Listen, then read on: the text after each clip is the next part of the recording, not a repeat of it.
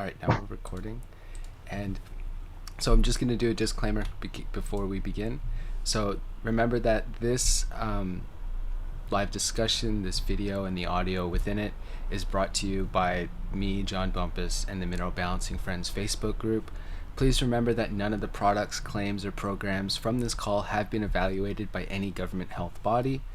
The content and information found within this audio, this video, if anyone shows any pictures of anything from myself or attendance of the group call, or anyone from the Mineral Balancing Friends Facebook group, any information that they'd share is for informational purposes only.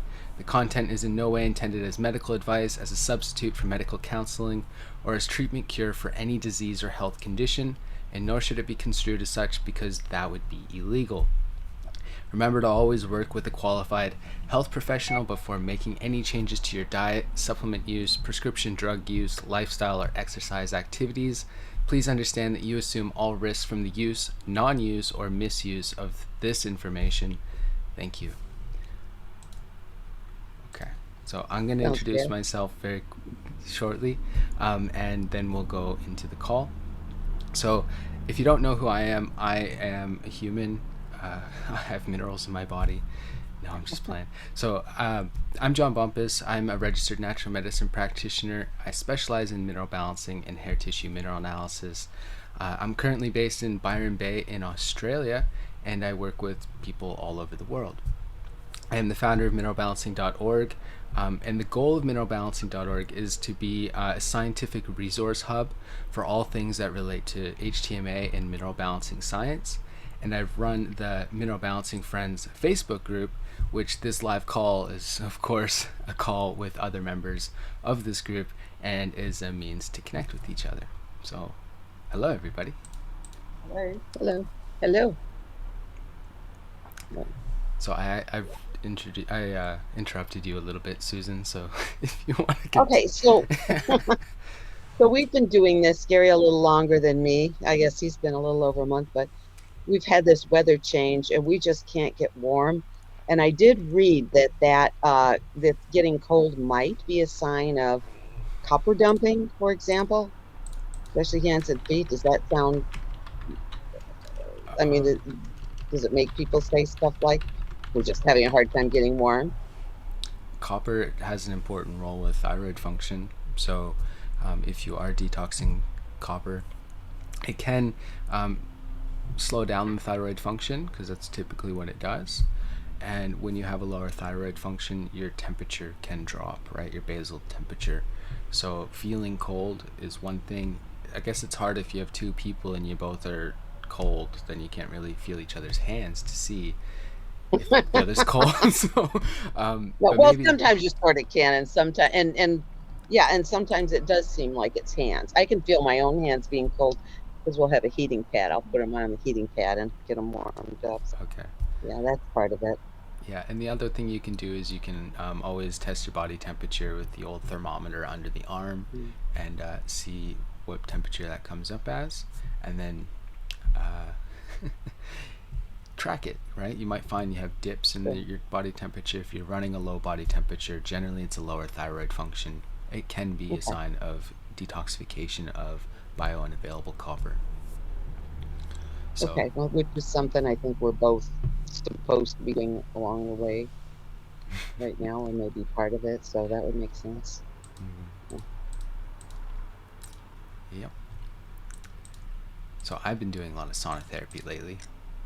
It's not cold here, like really, like we said, it's what, 22 degrees Celsius, so it's not really cold, but I've just been really getting in tune with the sauna and going into the sauna and doing meditation while I'm in there.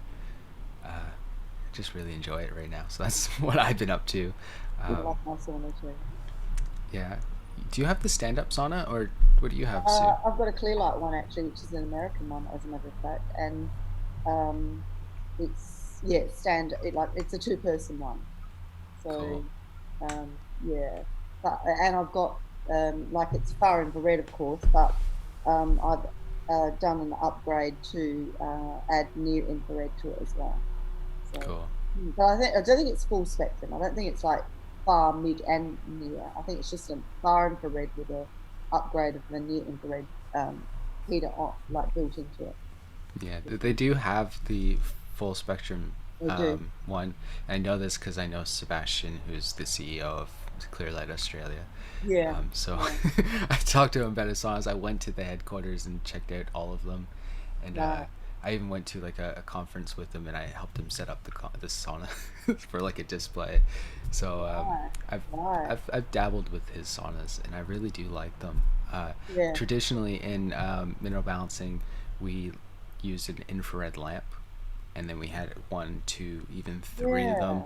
Yeah. Some people did 4 infrared lamps, and they go in an enclosed area and use the red lamp therapy. You mean they put it in a sauna? Some people, if you have a sauna, some people have just completely just put the lamps in the sauna and use that.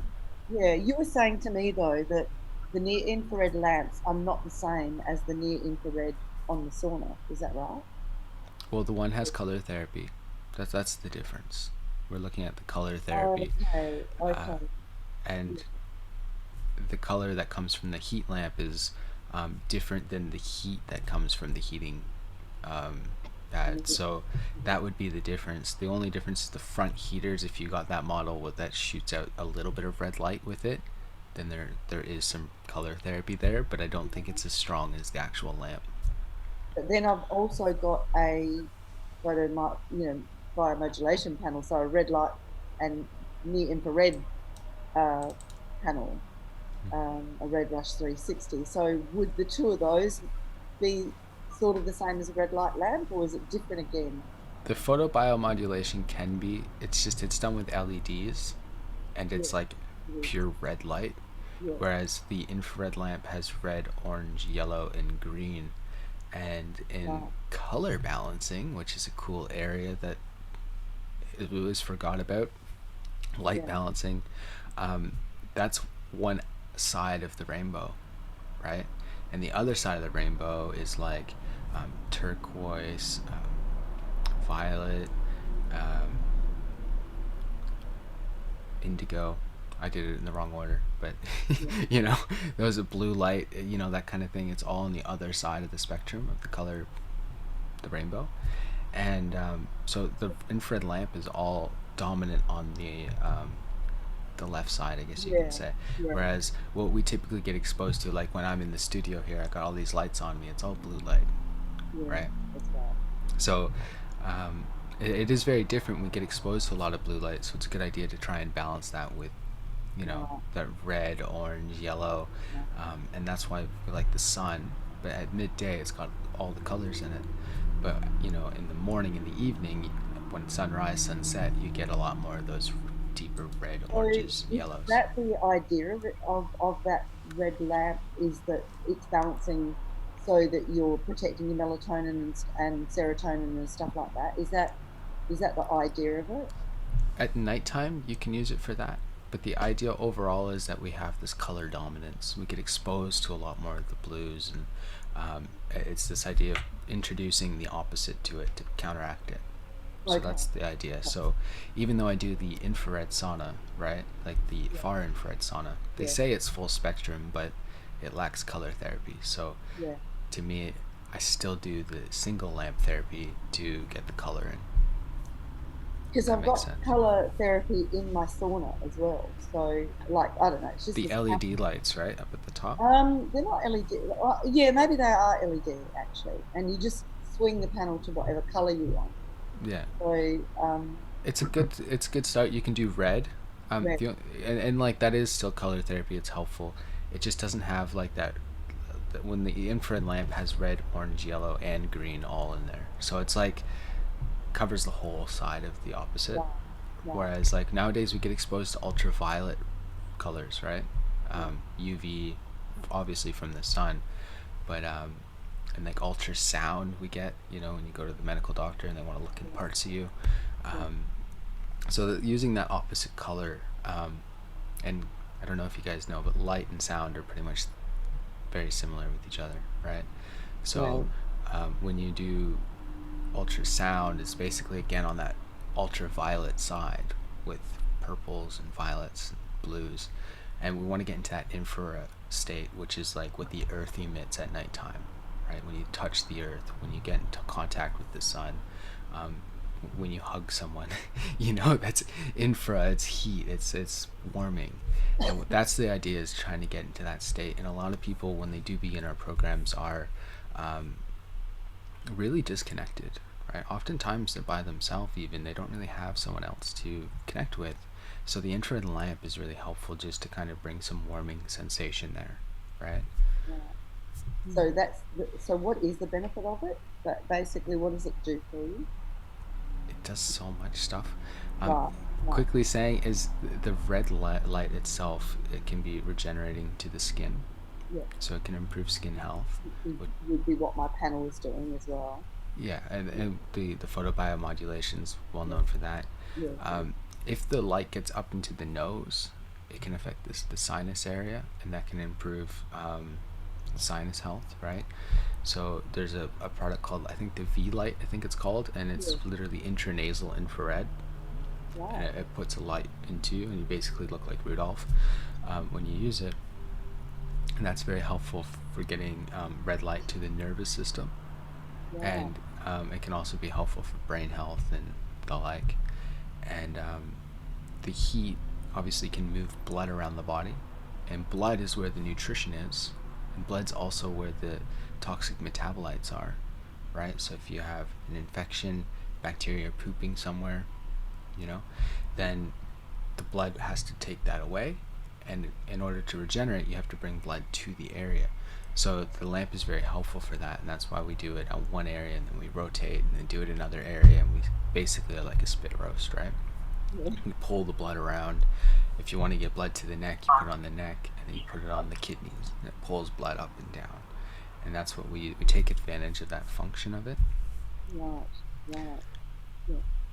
So it So still would be advantageous for me to get, even though I've got a photobiomodulation, far-infrared sauna with color therapy, it it still would be. sounds weird, but it's, well, Yeah, look, I don't think it's absolutely necessary, but it's this balance of all yeah, the colors, yeah, right? To me, it's easier just to do the infrared lamp than it is to use LED, which is a specific frequency. yeah. So Mm, that's how I feel. yeah, yeah.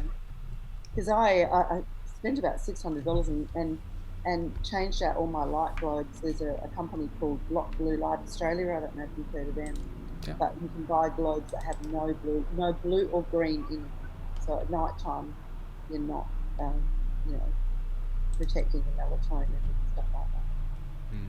No, it's all the same idea, and honestly, something's better than nothing. You don't have to Yeah, do what we, perfectionism kind of thing. yeah, It's okay yeah, to not have the best ever, but we like the lamps because they're really cheap. They're not super expensive, and then we can use those lamps to help more people because they're cheap at the end of the day, and more yeah, people can afford that than the $300 $400 mats and stuff. yeah, yeah. What one do you recommend, or do you have one that you buy? The lamp, Yeah, the Ruby Lux lamp, is really good. Ruby Lux. Yeah. Um, we used to use Philips, and we've used a company called, I think, Noma. They have a really good one, but in general, they all are quite similar. I think the only difference is some of them coat with like nickel or something, and there can be a worry of off gassing. So what you do is Okay. you turn it on, leave it on for a while, just so that the leftover stuff dissipates, Yes, and then you use it. You Ruby shouldn't. Lux. Now, ours has 3 levels. Does it matter which level you use of the lamp? I don't think Like so. a, You have a okay. dimmer switch on yours? Yeah, apparently, like Yeah. it's like you can choose 3 different levels, and one is hot enough that sometimes I turn it down because I'm feeling a little burning. Uh, That's fine. Honestly, the light is so powerful, people forget when you turn the light on, it crosses the room instantly, right? So light is really powerful. It doesn't matter about the wattage or anything like that. It really doesn't make a difference. You can use a little tiny incandescent bulb. It has the same effects as if it was very big. The only difference might be the total area that's warmed, and that draws blood too. So do eyes need any protection from it? If you're looking at it, yeah. But I mean, in general, I don't use it. I just don't look into the light. Um, Okay, so don't stare at it, but don't worry about it sitting there I in don't your really worry about it. There's vision. been at least one paper I've read that shows that the near infrared lamps can actually be helpful for eye health in mice. So obviously we're not mice, but uh, yeah, it can be beneficial, right? And I Mm, think that like as long as you're not staring at it and it's not like messing with your vision, you should be okay. okay. And we do a lot of just red lights at nighttime, like what Sue was saying, where you just turn the lights on, they're everywhere. And how many times have you gone in the kitchen and looked in the light, right? Or Mm, like it's not really gonna mess you too bad, you know. Our our bedroom, the actual bed, is at the right angle, so if you turn the bathroom light on, it blinds you. You know what I mean? Like so, like it's the you same have bright concern with lights, any but other light. You know what I mean? It's like just don't stare at the light, and if it's in your eyes, then either shut it off or move it. With an infrared lamp, you can move it. So that's what we like to do. Have you noticed anything using the infrared lamp, Susan? um, not no, not yet. But I mean, we haven't used it every single day, either one of us. I can ask Gary when he comes in here again, because I noticed he hasn't been using it. Um, the last week, we just have things that take us out of the house here and there. So, Yeah. hey, I have a question. If you have a scar, for example, is it helpful for scar tissue? Yeah. Okay, what Same about with the LED lights, like Sue was talking about. It's helpful for scars. so even what about like deep scar tissue? In other words, in muscle and bone versus skin. Can it reach that or not? The infrared can penetrate through the skin, through the muscle, but obviously the deeper the muscle, the harder it is for the ray to actually penetrate through. So in some cases, it might be best to get something like what Sue has, which is the LED lights, which can go directly on to the skin and it won't burn you. Mhm. That way, you get more penetration through the tissues to do that. Yeah, yeah. I believe they can. I believe the far infrared, not far infrared, the photo biomodulation, the red light panels. I believe they can go to the bone as well. Yeah, I think so. So yeah. Well, I actually literally today, okay, so we found this new chiropractor who he does it, he's different. Like he sort of pushes at a place and then puts your legs up to see if it changes the length they are in relation to each other and stuff. He seems to be really good, and we both think he's moving energy. And so it's funny, like so many practitioners, it's like, yeah, we do all this stuff. It's not a miracle. It's just blah, blah, blah. But then he'll be like adamant that if there's scar tissue, you can't change it. It's a scar. The scar is always there. And I don't, I remember reading about scar tissue in like physiology at some point and thinking, there's nothing in that description of what happened that doesn't say you can't put in some kind of energy or movement or force or whatever and realign the fibers, which is the major difference. So I don't know. Do you know anything about that or have any opinion or the other? I think what most chiropractors and other practitioners, when they say about scar tissue and you can't properly heal an area because of it, I think that they're considering is interference to the energetic body, right? Like the energetic body, like the non-physical portion of a human, is not in coherence, or it's not like in harmony with the physical body now, right? Because there was something done to the physical, and then they're no longer in sync. And I think one of the reasons why they always say if you have a scar, you can have a lot of issues trying to regenerate different areas, is because scars can affect your communication between the energetic body and the physical body. Now, as far as I understand, and in like quantum physics, they say the environment governs the particle, right? So, Okay. um, so basically, like if you need to move something from point A to point B, you can just change the environment around it, and it will move the physical particle, right? So, in the human body, the idea would be that if you can, if the vital energy was strong enough, it could help move the physical to this area of like where the scar would go away. But in my opinion, there's like a bi-directional effect here where the physical influences the energetic. So what you have to do, in my opinion, is nourish the skin in that area. And when you put like different nutrients on the scar, for example, you're changing the environment of the skin, right? And Okay. the skin now has access to things it wouldn't normally have, and then it might be able to improve the area. So you can use things like vitamin C, ascorbic acid if you are into using ascorbic acid. I know Heather Ryan's in here, and I know she's not someone that's into ascorbic acid, but you could use Kakadu plum, you could use acerola cherry pastes. You could put that directly on the skin, and that's food for the skin. Keep in mind though, if you start to use like Kakadu plum, like us in Australia, that's really potent. You probably might just burn yourself if you put that on your skin. So, Okay. Well, I'm talking. Okay, so I was injured many years ago, and it was not. I mean, it was handled the way it was many years ago in a standard medical thing. It was a really bad trauma, and the result of it is there's a restriction in an area of my body, and that was what I was referring to. I had some Traeger therapy. They talk about emotions are held in the body. I was thinking more like fascia and possibly Rolfing. And so that I was asking in that context, and he's like, no, scar tissue is scar tissue. That's not going to change.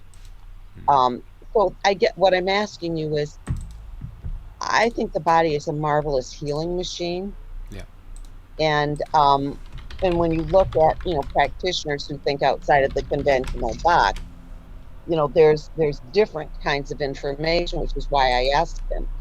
And so I'm trying to ask you, like, do you know of people who might have had like a long time injury that would have left either, the I don't really know what made that area tight.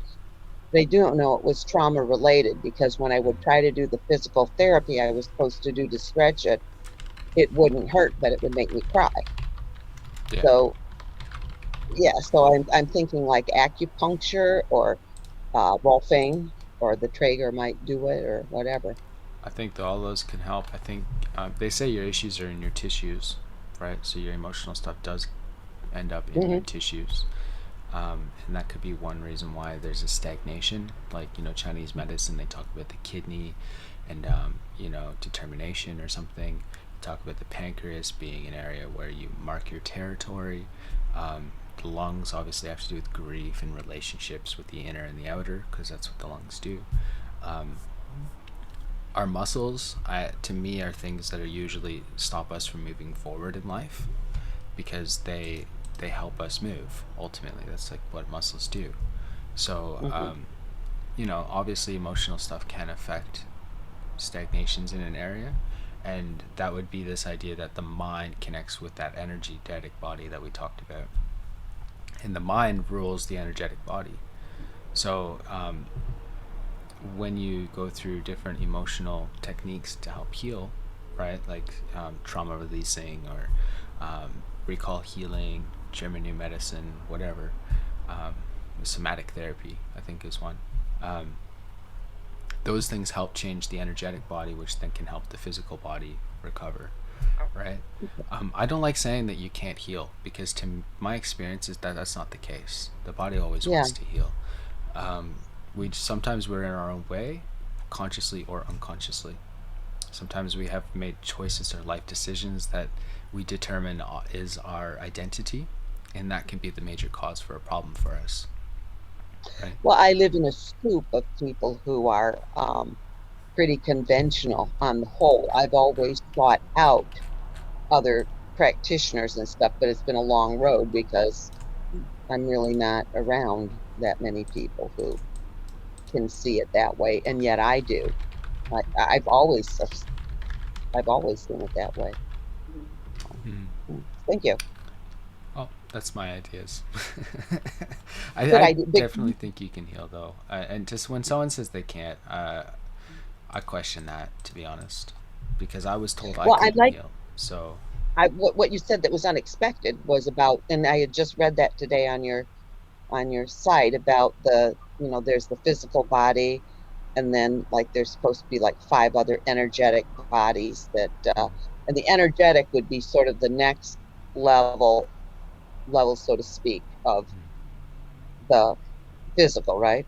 yeah, And then the mental would come beyond that, and there's a couple others. yeah, and that is an Ayurvedic concept. They call it the koshas, the sheaths of the human body, right? They said there's a lot Hmm. more. We're like those Russian dolls that go inside each other. Yeah, You know, yeah. that's kind of what it's like. But it goes both ways. The interaction between them, right? So you can change your energetic body by taking vitamins and minerals, by working on your diet, whatever. But you can also improve your physical health by, connecting with the earth, taking homeopathy, doing aromatherapy, Mm. acupuncture, things on this energetic area, right? And Yeah, it goes yeah. both ways. And the reason why we brought this into mineral balancing was this idea that it was too physical for me. It was like vitamins and minerals only, which, and then they said, like, look, if you correct your vitamin mineral balances, then your emotional health will improve. And I found that time and time again, people that have had emotional issues or different things going on, it does improve with the physical. But I thought, wouldn't it be better if we just came at it from multiple areas and Yes, integrated that, other things yeah. together? um, so that was the idea. And to be honest, that's really where the future of medicine is going to be, is this integrating, how does acupuncture affect other things? And they Mm. say, oh, it's endorphins and it's physical. Maybe it's not, you know. They can only they can only describe it in terms Yeah. that they understand it. I know, I mean, I've been around a lot of people in medicine, and it's like I know how to talk to them without going into realms that are not going to make sense. I Mm. mean, even mineral balancing, of course, is very suspicious to Yeah, them yeah, on the whole. So, yeah. I think my friends would be the same. On that point, John, like, um, if you have had traumas, which I think most people have, to varying different degrees, is mineral balancing also going to maybe unseat those, um, as you release things that are stored in your body, like the toxins? Would that also maybe unseat traumas as well and Mm. bring your whole energetic body, um, and psychological well-being back into balance, or I affect feel it at least? so. I feel it's like, like in our external world, we can relate with our internal world a lot. Yeah. So in our external world, we know we have mines, right? There's different areas in the world that are higher in gold or higher in lead or whatever. So um, in our external body, we have mineral veins, and it's a lot like the ripples in chocolate ripple ice cream, right? It's like sometimes there's a lot there, and other times there's nothing, you know. So I think when you go through mineral balancing and your body starts to regenerate different tissues, sometimes it can come across or gain access to an area which may have had traumas put in there. Mm. And I think it can also be the same as you come across an area where there just may be a lot of lead, and it's like it's the same thing to me. And I think oftentimes the body uses some of these toxic metals as a coping mechanism for some of the emotional traumas we go through, like the calcium shell, for example. We become calcified, we turn into a stone, but we also become numb to our emotions. Yeah, So we can maintain our life, but we also are dulled down by the fact that we had a really traumatic history or something. yeah, So mhm. I think it comes both ways, to be honest. And I do think, and I know from like personal experience on the mineral balancing program, when you start to heal your body and you're going through some detoxing, physical detoxing, there will be times when old memories will come up. And I think it's the body uses symptoms as its language. It doesn't have anything else, right? So it brings these memories up that have been uncovered and brings it to the mind, and it's the mind's choice whether to, okay, let's let go of it, or no, I don't want to face that right now. It's, or how we're going to approach it. Sometimes it's not even just like, oh, let's let it go. It's like, that's a really stupid thing I'm holding on. You know what I mean? It's like, it's not really a meaningful thing anymore. But at one point it would have been. And you just, at that point, if it's not serving you in any way, you can let it go. Yeah. Where do you think dreams come from? Because Gary's had a lot of dreams, and that's how this discussion relates Yeah. to me, because I think it's happening with him. I think dreams are real, to be But honest. which body, from which energetic, mental, which what Um, level is it? so I can just tell you how I explain it to him, but I could be, okay. So not that. just in case you guys haven't read that piece somewhere on my website when we talk about the five bodies, um, there is the physical body, which is obviously the physics, the biochemistry of everything. There's the energetic body, which is not chemistry related. It's not physical in any way. It's morphogenetic fields that Rupert Sheldrake talk about. It's the vital force that we talk about in homeopathy, or the chi, or the meridians, and all of these different chakras. Right? They're not physical, but they influence the physical. The next stage up from there is the mental body, and the mental body is your mind. Modern science has not found your mind. They say that your mind is neurotransmitters and hormones, and if you are depressed, it is only because of a biochemical imbalance, right? I don't think that's true. I think the mind is a non-physical field that interacts with the human body. Can also influence chakras, which then affect glandular output and other things. So it's to us, it's all connected. So from the mind up is Jung's archetypal kind of ideologies, where he says, there's this, what beauty is, or what trust is, or what love is everyone has a different explanation of what that is, but it's this idea, it's this archetype that runs it, right? Okay. And I think dreams come from the archetype, and I think the meaning you give to those archetypes is how it comes down into like your dream world. Is like, if you see some person that is in a position of power to be a king or something, then maybe you might interpret that different than someone else, and that's how our dreams have meaning to us.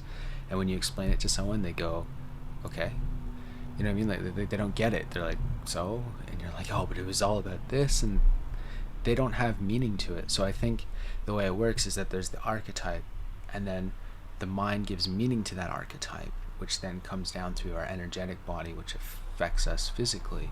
And that's how sometimes we wake up like scared or something. Or we're just like, that was an exhausting dream, it was so stressful. And meanwhile, if someone were to observe you, they're just looking at someone laying in bed, and they can't relate to it. So I think that's how it works, but honestly, don't quote me on it. That's just how I think it works. Yeah, yeah, yeah. No, I think that makes sense as well. So I think they're real, and a lot of ancient cultures also interpreted dream as being real. Well, yeah, I know him well enough, and with myself sometimes, I mean, I had literary theory and criticism and all that kind of stuff.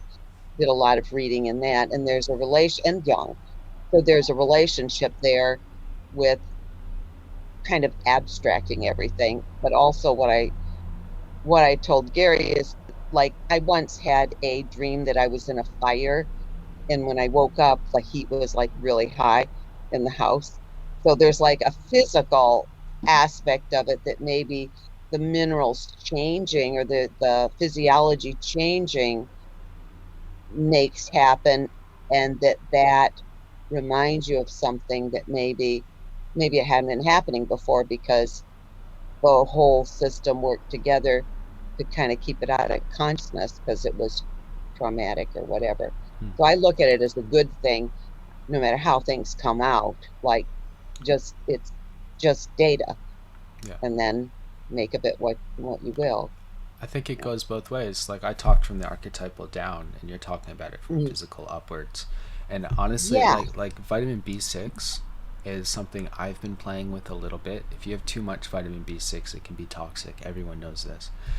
Well, maybe not every, but in the medical field, in the research papers, it's known too much vitamin B6 can be toxic, cause neuropathy, cause numbness in your nerves. It can cause nerve pain. Um, Deficiencies can be found with a lot of psychiatric illness because you need vitamin B6, protein, and zinc to make neurotransmitters. And of course, the medical industry says that's your mind. So that's why you're, psychotic or something. But we use vitamin B6 on our programs typically to increase magnesium absorption because a lot of people take magnesium and they might need more, but they get bowel tolerance. So we use vitamin B6 to increase the absorption and the utilization of magnesium. So it works synergistically. We don't need to give more magnesium. The B6 just increases the uptake. So we use Okay. B6 a lot. And because it increases magnesium, it can raise sodium, and that's your adrenal gland. And we all need, well, not everybody, but 80% of people need more adrenal gland support. I've been playing with vitamin B6 lately, is taking it right before bed, just by itself. This is just me. I'm not suggesting you guys do this. I take B6 right before bed lately, and my dreams have become so much more vivid and more coherent because for me, oftentimes I experience my dreams and then I wake up and I forget them like instantly, right? Mhm. And when I take B6, they feel more meaningful to me, and it's like this new realm of exploration for me to go through. And I think that's part of like developing yourself as a human, to go and experience human stuff like dreaming. Does it help So you sleep better, taking the B6? Do you so have better sleep? I sleep fine anyway. Oh, I don't really have a problem with sleep. It was just memory or dream recall, yeah, yeah, and actually spending like awareness in that dream, yes, right? yeah. Because I oftentimes, had heard that about B6 before. I mean, Mhm. back in the 70s and so people were learning this about it too. Yeah, I've just been playing with it, and I stumbled on it just because I was just like, I play around with my vitamins and minerals. I don't advise you guys do, but I do. I just let's take an ungodly amount of something and see what happens. Yeah. Uh, and but B6, I've definitely noticed that right before bed has definitely improved. After looking it up a little bit just to see what comes up on the internet, I did find that some people say if you have really bad nightmares, then it could be indication of a bit too much B6. But Oh, I've never, to be honest, I'm not really sure. I know people that have traumas often have nightmares and night terrors, right? And to me, that wouldn't be indicative of B6 toxicity. It's like Oh, that's to me, it something would else. be yeah, right. To me, it would be an indication that something's trying to be resolved. And if Okay. you bring it into awareness and understand what it is, you can, I don't know, somehow you sort of accept it, you understand it, you realize it's not really nightmare material. It just felt like it at one point in life. Yeah. yeah, And I think it's the same like while you're dreaming and when you go through typical traumas, to be honest. I know everyone's gone through traumas, and I think sometimes people just say, "Oh, just let it go," as if like it didn't happen. And yeah, I don't think that's always right. I think it's like there's a learning experience to go through it. I think if you do have traumas, it's like it helps you grow as a person as well. You know, I know I injured my spine. I was unable to walk for like 3 or 4 years. Um, I hated it at the time, and it was a trauma. Right, going to the medical doctor, and I had acupuncture, which actually damaged me. I don't know if I've ever told this story with people. Mm. I had chiropractor that messed me up even worse, and it was just one after another of constant traumas built on a trauma. yeah. So You said to me, it couldn't walk, sucked. you couldn't walk for 3 years. Is that what you said? Yeah, I injured my spine, Oh, and I the two discs in the bottom lower end of my spine, L3 to L5, um, they prolapsed, so they popped out.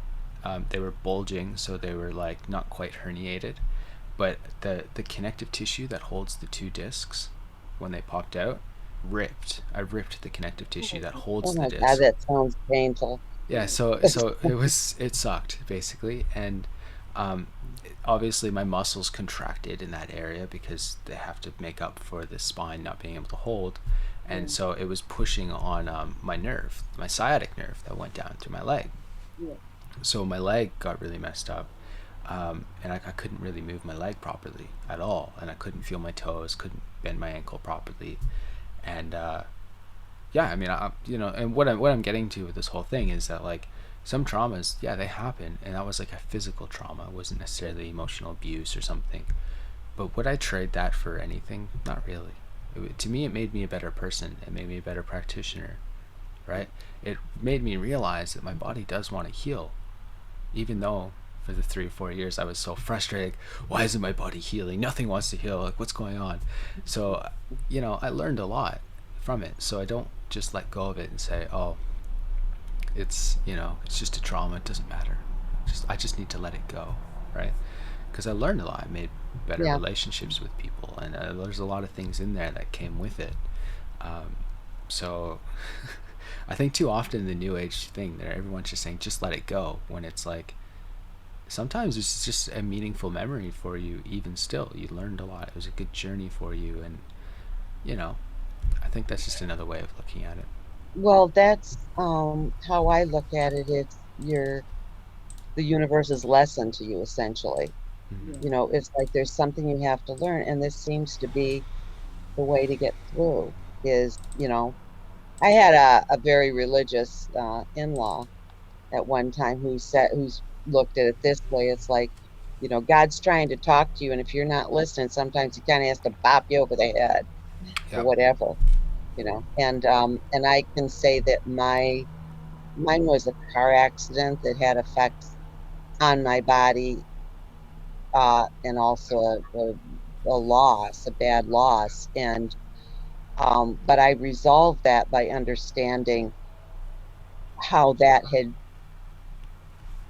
changed me from somebody who was more rigid about things to, like I said, I live in a soup of people who have a really hard time understanding outside of the conventional or accepting it. And I still do. I mean, I'm close to my family, and that's essentially who they are. So it helped me move further from that. Yeah. Yeah, that's beautiful to me, really. Mhm. So, you know, and that's why I just say I don't think it always needs to just be let go of, because that's kind of what everyone does these days. Trauma release or something. It's like, okay, you've released it. Now it's up in the forefront. What does it mean to you? Because the mind is the meaning giver. It gives meaning to things. Things don't have meaning until we give a meaning to it, Yeah. right?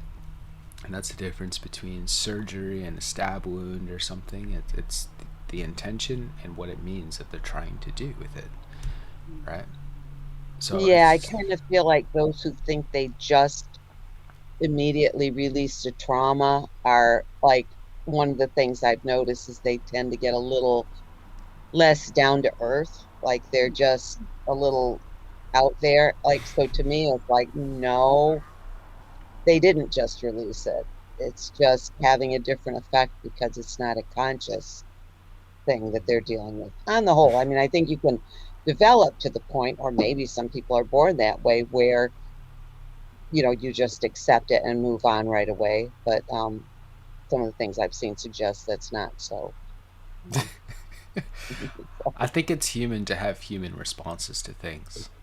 And mm, people act as if we're beyond human at the end of the day. They're like, "Oh, I'm some evolved spiritual being, and it doesn't matter." It's like, right. every only thing that matters is the energetic, and it's like, okay, but right now you're physical, so you're saying basically you don't matter. Only other Yeah. aspects of you that matter, Yeah. and it's a disconnect to me still, right? And when you start to nourish yourself, you get a lot out of your head, because a lot of people just live in their head, and then when you start to re-nourish your body, you kind of bring your energy down, right? And Dr. Wilson talks about this. It's like pulling the energy downwards, and I Yeah. think that's cool, right? Like I understand that, especially with copper toxic people with very high calcium.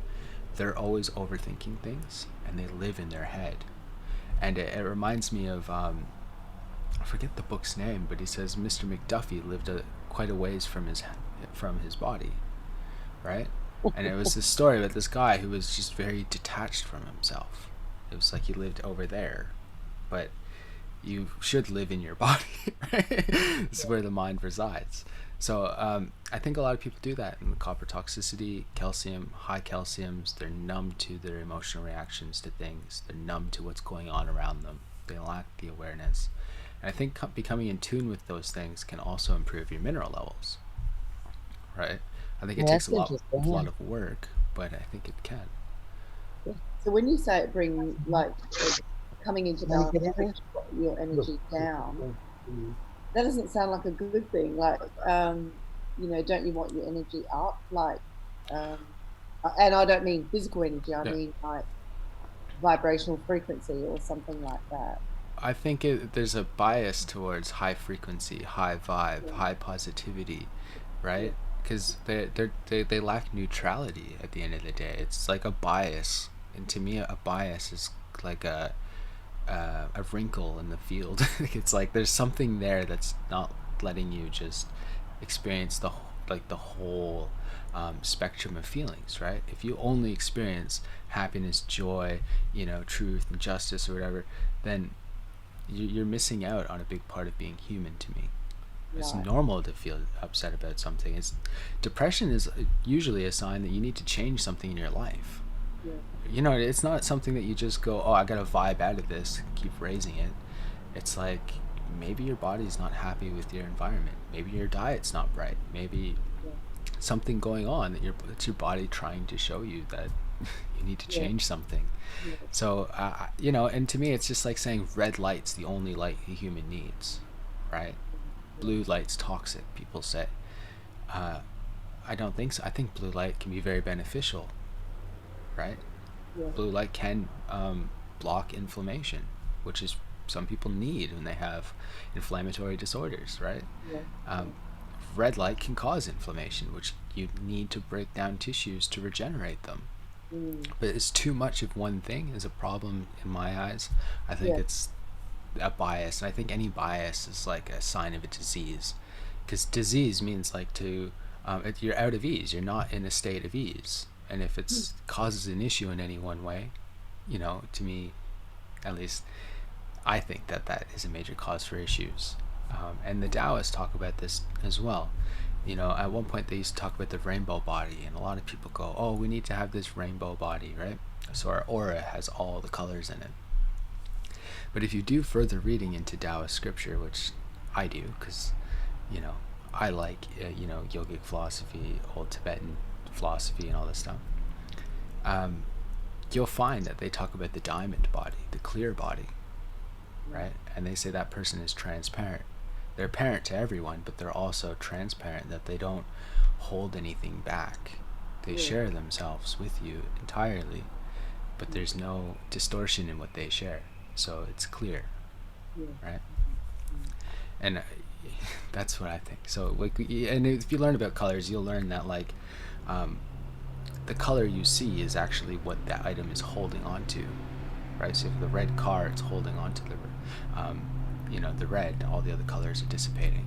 So I think there's something to the diamond body and trying to get to this transparency and being open and sharing and all these things. And I think a lot of people these days are closed in. They don't want to share their feelings, their thoughts on things. Yeah. We don't want to talk about things, especially men. It's like this, no, just internalize it, right? Yeah.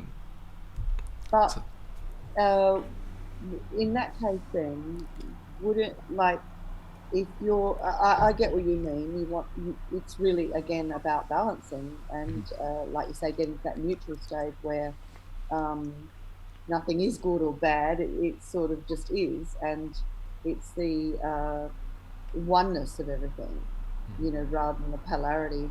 But yeah. but would balancing your minerals, wouldn't that just create more balance within you as an energetic being? It goes Why both would it ways. bring your energy down unless it needed to come down to come into balance? It's just that a lot of people live in their head, and they're in this mental thinking domain, and they Right. detach from this feeling.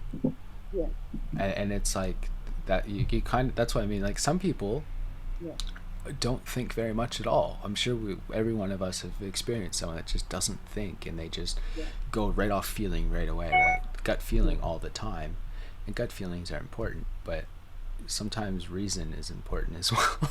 And like having some logic in here, right? Yeah, absolutely. Like I seen a guy the other day, he posted something on Facebook, and he's like, you need to have zeolite because your body will not detoxify heavy metals through the liver and kidneys. And like, I didn't need to challenge him in any way. It just logic just says if I do a urine test, I can see heavy metals in there. So like it does detox. You know, you don't need to take this product to do it. Yeah.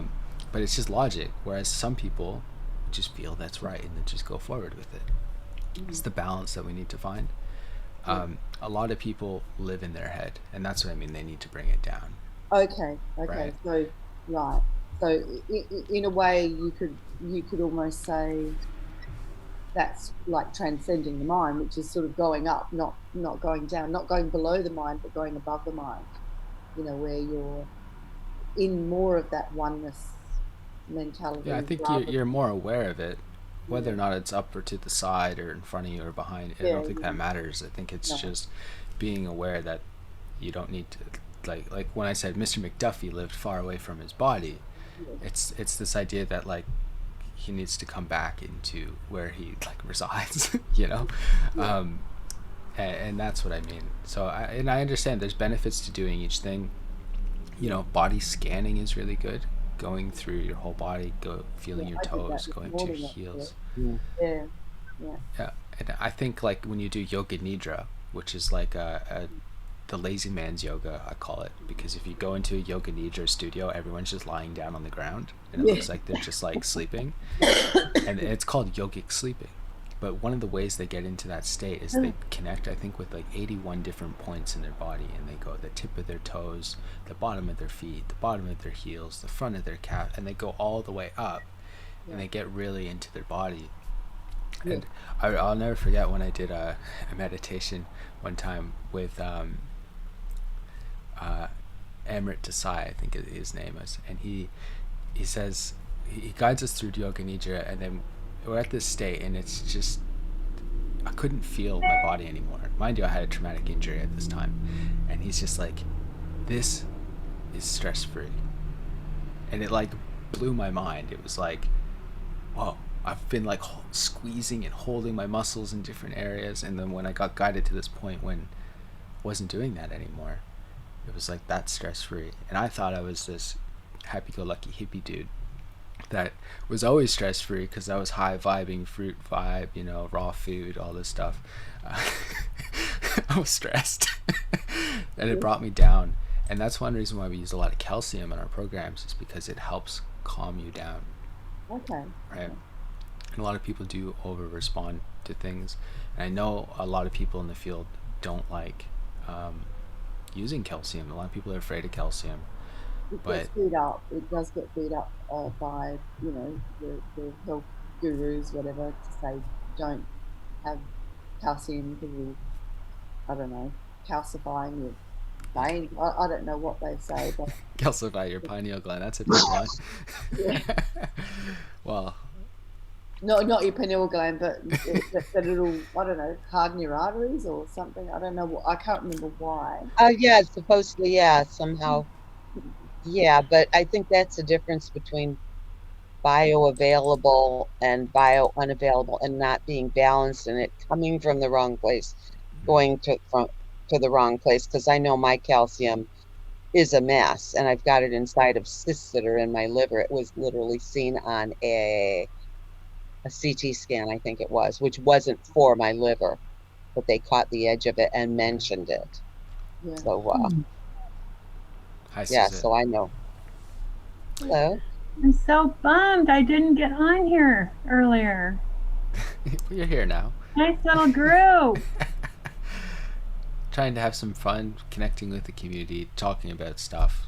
Maybe Yeah, because I the wish I could have gotten on. the Facebook group is just a little detached sometimes, you know, and it's nice just to chat and share ideas and Yeah. play around a little bit. So Oh, I have a question. Yeah. Have you guys, which labs do you guys go to first of all? Because there's a little difference in thinking on the two labs. Yeah. I have an account with both labs. I do too. Yeah. So I was just, anyway, have you guys compared the ceruloplasmin and the zinc and the copper when the copper levels are incredibly high in people to see Um, what's going on? I have done it sometimes, not always, because not all the clients want to do it. They just, for one reason or another, might not be in their budget to do extra testing. So when we have done it, I found it to be really inconsistent, to be honest. Sometimes I find someone with really high copper on a hair test, and their ceruloplasmin's very low, and that makes sense to our, philosophy of saying copper's biounavailable and it's building up in different areas, and you're copper deficient. That's what Dr. Eck used to say. But I've also tested people that were so saturated in copper that their copper level was very high on a hair test, and they had high ceruloplasmin, and they had a high serum copper. And the only thing that was off as far as the bloods was the zinc to copper ratio in the blood, right? So it showed a zinc deficiency, ultimately. And I think for those people, I think it was just a copper toxicity in general, and it was still in the blood, and it was in the hair because it's been a long-term accumulation. But that's what I found. I find that it can go both ways. What have you found?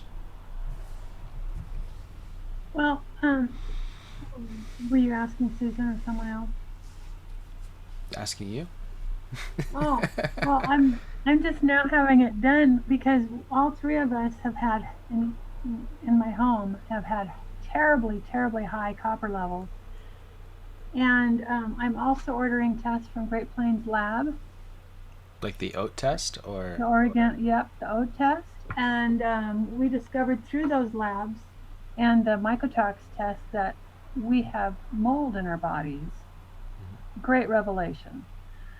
And for us to have that, you probably don't want to hear all my long story, but share the what you thing like. is, It's okay. well, we This didn't is know there recorded was though, so mold, just keep in mind that it is recorded, and not to share too much if you don't want to. so it'll be on Facebook. Yeah, and YouTube. So. Okay. Oh my God.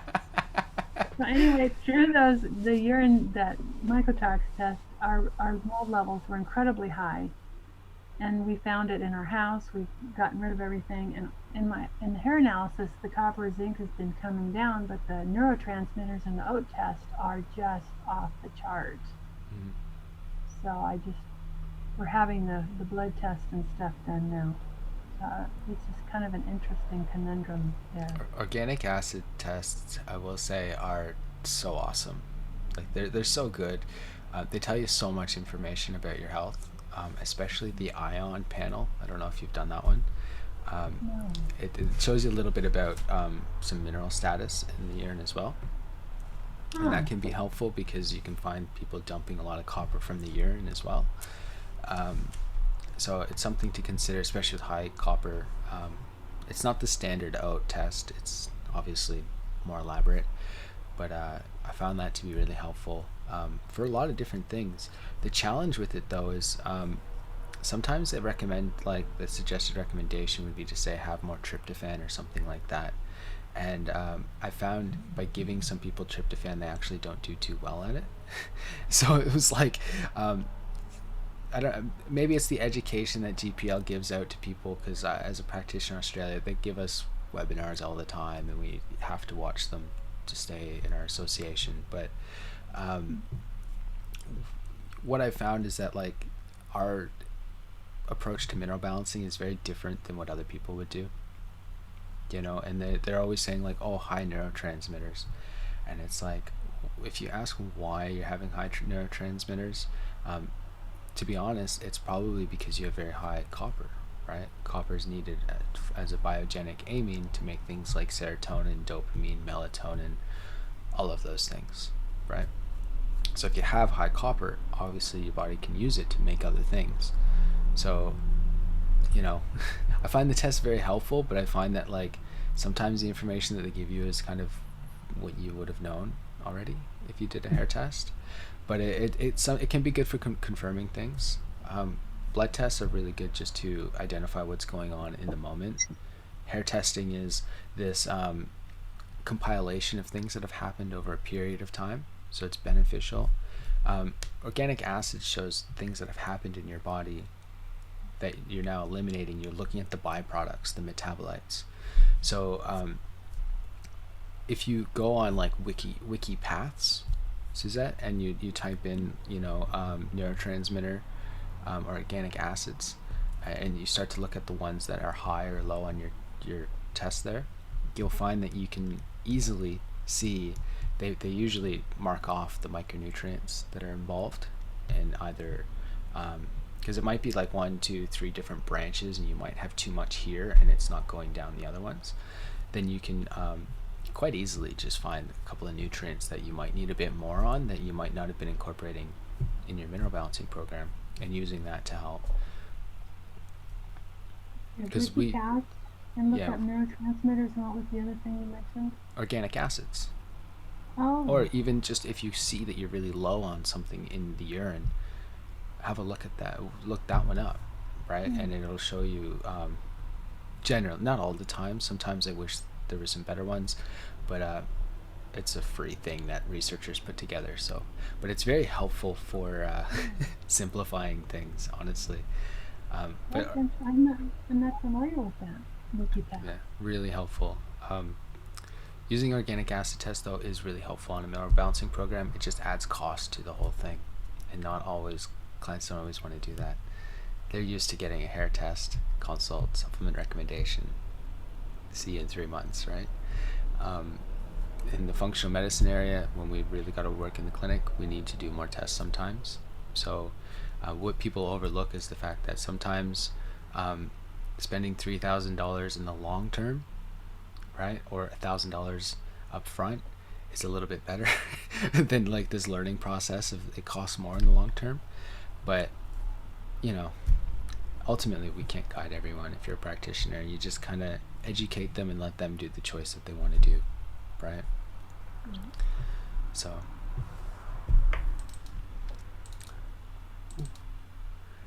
okay. What a beautiful background you have, John. Wow. Everyone says it's just a green screen, so you know. It is. Yes. All of it, even the shelving behind you? It is. I don't live in a place that nice. I mean, I live in Byron Bay and it's fancy here, but it's I don't live like that. This place. This isn't like your conference room, huh? No, the average house here is $2.8 million. I don't live in a house like this. No. We do. We are more interested in getting land and building the land and developing soil, getting good soil, and then getting all that stuff together, not having a nice window in the background. So you have animals there? Do you have animals you raise? Not yet. We're looking at getting chickens. Obviously you need to have chickens, and you got to raise them on a low oil diet, so no grains, so that they have really nice eggs. That's the first step that we're going to be doing, and then the next step would be obviously getting something else, right? Well, we'll see. It depends. See, in some ways it's like we have a lot of weeds in Australia, so like at the first stage is usually like clearing off all of the weeds, which is a lot of work. Sometimes it takes years just to get them out. And then we got to first look at replanting natives, so getting things that are supposed to be here, and get the things like the Asian trees and the European ivy and all this stuff that's not supposed to be here out. So it's a lot like mineral balancing and health, in that sometimes you might have an infection of something in the body, right? But it's not always a good idea just to rip it out right away. Sometimes you take advantage of some infections, because it's like you can have a tree that's like non-native, right? And it can be blocking off a lot of sun, so that things under it can't grow. sometimes you want that so that you can plant some understory stuff there, and then you get rid of the tree and then let the natives grow, right? And more often than not, people in health are always like, let's just kill everything, antibiotics is what medical doctors do, or take, pau de arco, cat's claw, and they're just trying to clear out the gut infection.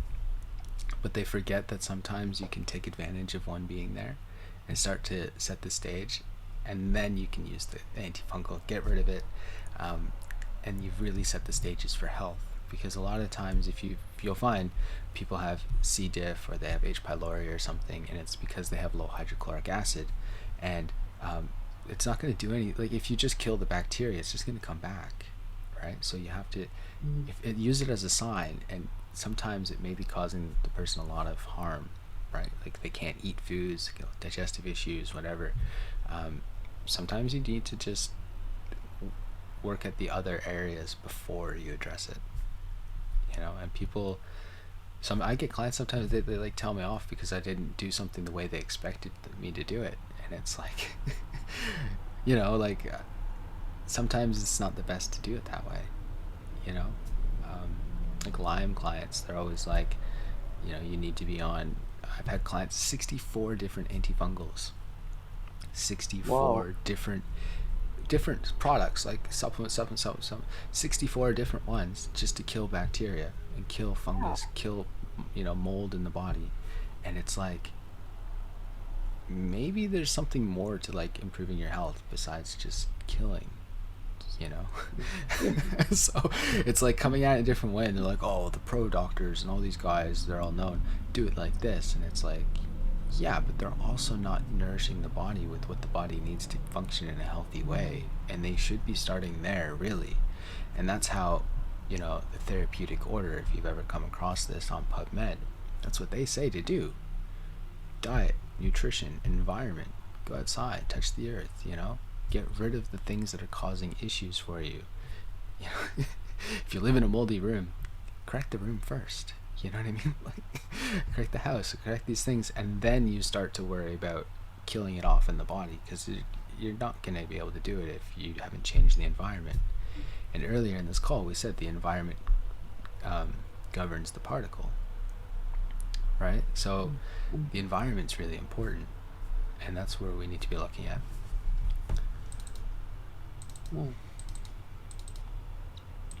So are you a practitioner, Suzette? I am.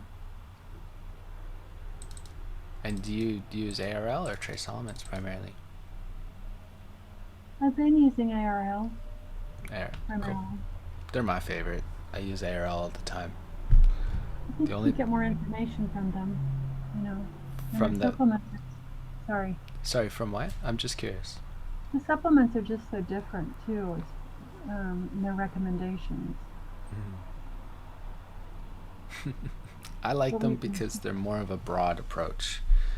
It's not like you're not going to end up with a B12 deficiency when you take, Megapan or something, or Stress Pack. But trace elements supplements, they don't have B12 in their whole line. They have a little bit in one digestive enzyme. And there's a lot of people that need more B12. So it's like, to me, there's holes in it. And I respect Dr. Watts. I respect the lab. But coming from a nutritional standpoint and working with people that do have nutritional problems, then you want to make sure that they're getting all of the nutrients, not just a couple, Yeah. I haven't analyzed that, but I know that I need a lot more B12, and most people are deficient if there's any digestive issues, right? Yeah. It's a sad reality, really. We're looking at testing soil and testing the water in our area just to see what comes out, because right now we use rainwater to water our vegetation, and the biggest concern in Australia is we use a lot of coal to create energy, and with coal there's obviously heavy metals that are present there as well that end up coming up into the skies, and when it rains it pulls them back down. So the fact that we're using rainwater for our vegetation, which we're then going to eat, it's something I'm going to do myself. I probably should have done it sooner, but it's something to test, right? Most people in America use tap water or something, and at least you know what's in there for the Well, most part. you know, we have a lot of uranium in everyone in my area. Are you on Off the charts. the West Coast? Yeah, California, Southern California. Mm-hmm. There's a lot of uranium on the West Coast. I've noticed that myself, especially Arizona as well, really high in uranium. And uranium is really difficult to actually detox. And the hard part with it is that you live in an area that's naturally high in uranium. So it's like, it can be a stress for some people. And trying to detox it while it's still there is kind of like, trying to clean the bath water when you haven't emptied it out. Like, remove the problem. It's a pain in the butt. So usually, I'm curious what you do, Suzette. Usually when I test someone in the Western United States, I don't really approach the uranium at all. I don't try and Yeah. do anything with it because they live in it. It's like, My son, John, works at Roxby Downs, so they mine uranium there. yeah, And, I said to him, isn't that a little bit dangerous? And he said, no, they're always going around with their levels and stuff like that, to see safe what levels. Yeah. yeah, but I'm not so convinced. What could he do what could you do to protect yourself against any uranium? There's Yeah. a few products that you can use. The first one is available to Americans and Canadians. It's Biosuperfood. It's it's an algae blend. It has different types of algae in there, so it's not just spirulina. It has Haematococcus pluvalis in it. It has Dunella salina in it, and it has two different spirulinas. So it's an algae blend. And I've talked with the formulator of that, Dr. Michael Kiriak, and he developed that product originally for Chernobyl, so Oh, radiation poisoning. but you Right? can't get it in Australia? You can. It's just really expensive. Biosuperfood. Yeah, I was bringing it into Australia for a while, but it was like there wasn't much interest in it, so I didn't really continue to pursue that. Yeah. But when I was in Canada, I was a distributor for it. When I was in Australia, I'm technically still a distributor for it, but I don't bring it into the country anymore. The other product is an Australian product, the one that I use now. It's called Algotine. Can you And spell that? ALGO Yeah. TENE, and that's just the Dunella salina. So it's like this. It's kind of red orange kind of color algae, and it's really high in like vitamin A and different minerals. It's grown in seawater, not fresh water. So it takes the minerals from the ocean as part of its food matrix. Right. And I found that to be very helpful. I did have a client that worked with the Australian military that got uranium poisoning. He doesn't want to tell me the whole story with it, but he basically exhausted all of the medical efforts to do anything about it. Right. I've put the name in the chat. Is that how you spell it? ALGO. Yeah. I used to have the container here, but I Yeah. cleaned out my office and threw it out. So It's I a would have lot, showed isn't it to you. But it's by Interclinical Labs, which is the Australian distributor of trace elements hair tests. So it's over the counter. You don't need a practitioner thing for it. But yeah, we Interclinical Labs, but I mean, I'll just Google it and I'll probably find it online, will I? yeah. Or Yeah. I mean, and I can also give it to you with a little bit of a discount as well, Yeah. just to Yeah, help, right. because it's not a cheap product. But Right. for uranium, that is what, if you do have uranium toxicity and I don't know if he's got you. I mean, he's only just started in the mines, but he's just yeah. around it. I just thought something protective would be good for him to take. Yeah, so that's one thing that I would be doing. Personally, I see it as like protection, Yeah, right? protection. And I see the same thing with nutrition in general. If I know I'm getting exposed to, a lot of EMF from some place that I go to or something, Yeah. I'm taking more nutrients because Yeah. we know stress depletes nutrition. Yeah. And if you're exposing yourself to things that cause stress, it's using your nutrition. Yeah. right? And most people aren't giving nutrition to the point where uh, they have a good reserve, right? Usually they're just getting by day to day, and that's like that RDA that people talk Yeah. about, right? You Yeah. say you need 1,200 milligrams of calcium, you need whatever 55 micrograms of selenium. That is the bare minimum for a healthy person. If you're unwell, you need more, right?